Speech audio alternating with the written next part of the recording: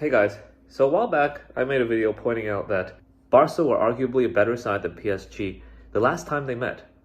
And I got a lot of shameless responses from Messi fans. So I decided to make this video comparing the two lineups at the time, as well as how things looked heading into the first leg. So let's look at the starting 11 of the two teams in the first leg of the Camp Nou. So when you compare the starting 11s, let's take Messi and Mbappe out, right? Because we want to compare how their teammates were.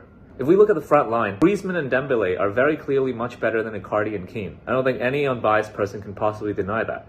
And if we look at the midfield, Verratti probably has the edge over Pedri. But Pedri was no slouch at the time. A few months later, he would go on and become the Euro's young player of the tournament. And then I think most people can agree that Frenkie de Jong and Sergio Busquets are better than Paredes and Gaye. There shouldn't be much debate there as well. Paredes ended up being a PSG reject a season later, and then a Juve reject a season after that. And then Gaye was languishing at Everton 2 seasons later as well. And then we look at the back line, Jordi Alba is clearly better than Kurzawa. A lot of Messi fans shamelessly say that he was already an old man at this time, but he was only 31. And even 2 years later in the Nations League, he was captaining Spain. He was a guaranteed starter for Spain all these years as well. And sure enough, Marquinhos and Kimpembe and Florenzi probably get the nod over Langley, Piqué, and Dest. Though I'm not even that sure about Florenzi over Dest, because while Florenzi was pretty good in his prime, this version of Florenzi was far past his prime at this point. But you know what? I'm going to be generous and give Florenzi over Dest. And then Keylor Navas, I would agree, is better than Ter Stegen. So at this point, if you look at their lineups, Barca has a clear advantage in 5 positions.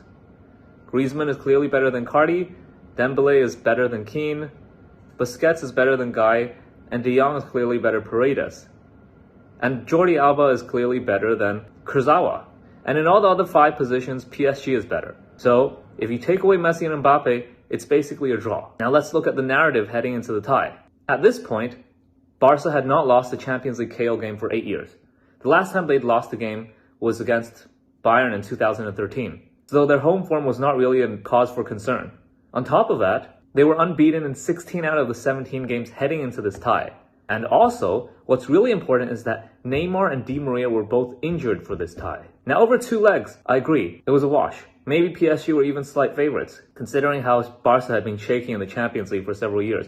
But in the home tie, Barca were definitely the favorites. There's no way anyone can tell me that that wasn't the case. You just combine all these factors. Barca heading into the first leg in really good form. Neymar and Di Maria both out. Barca not losing a Champions League KO home game in 8 years. You can check out the betting odds. You can check out the commentary at the time.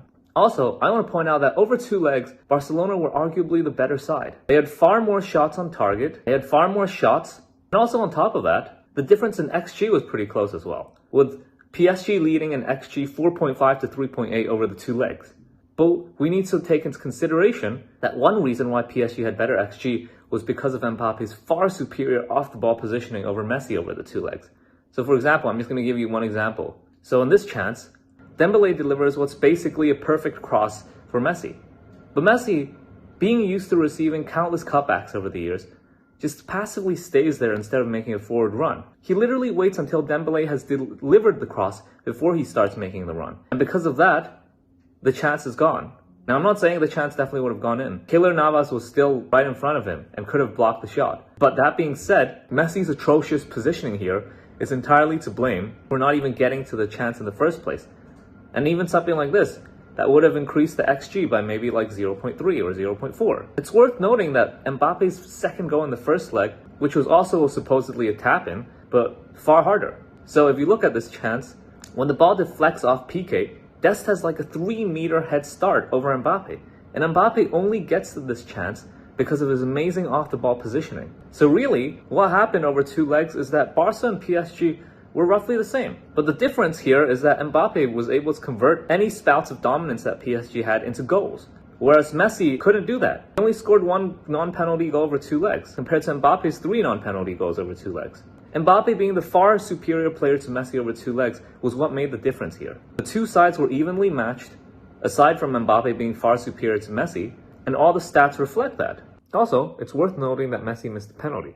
If that penalty had gone in, then Barca would have had a much better chance of overturning the deficit in the second leg. Because we all know that PSG have the bottle gene. If Messi had scored that penalty, then Barca would have had a 2-1 lead heading into the second half of the second leg. And PSG would have been under immense pressure to hold on to a 2-goal lead. after being dominated for the entire first half of the second leg. And we have seen PSG bottle these sort of leads again and again and again over the past decade. This wasn't a case of a super team trashing a weaker team. This was a case of two evenly matched teams going at it. A Barca team in great form up against the PSG team missing their second and third best players Neymar and Di Maria. What ultimately made the difference in the end was Mbappe being far better than Messi over 2 legs.